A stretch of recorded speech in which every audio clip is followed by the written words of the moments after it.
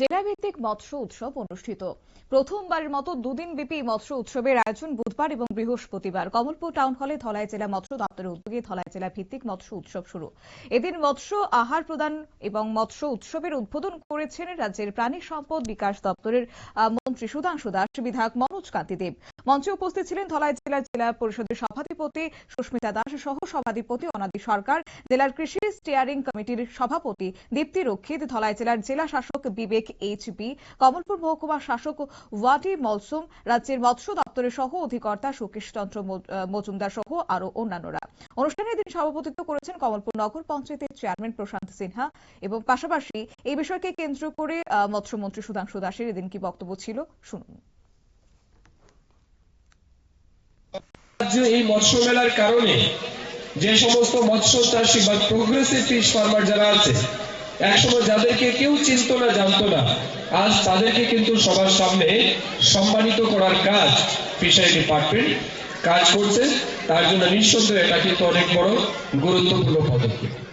Fishery department আমাদের দায়িত্ব কি?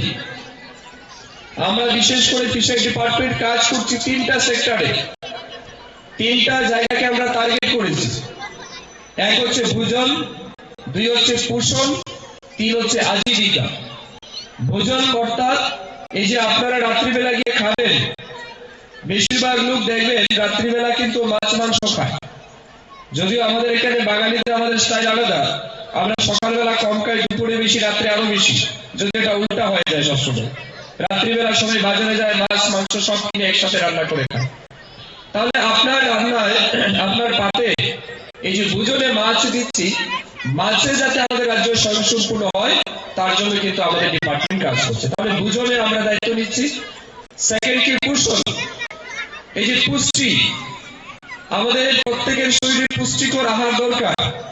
মাছ অনেক বেশি পুষ্টি প্রদান করে, তাই প্রথমে ভোজন, তারপরে পোষণ বা পুষ্টি, এটা প্রদানের জন্য কিন্তু ফিশারি ডিপার্টমেন্ট কাজ করছে।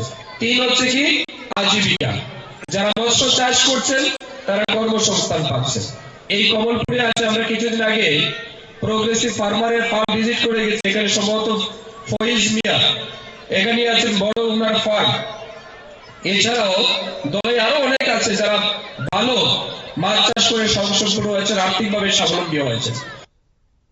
মন্ত্রী সুধাংশু দাসের বক্তব্য আপনারা শুনলেন। এদিন উদ্বোধন অনুষ্ঠানের শেষ পর্যায়ে ধলাই জেলার সেরা মৎস্য চাষীদের মাছের পোনা ও উৎপাদনকারীদের শংসাপত্র এবং মেমেন্টো দিয়ে সম্মানিত করা হয়।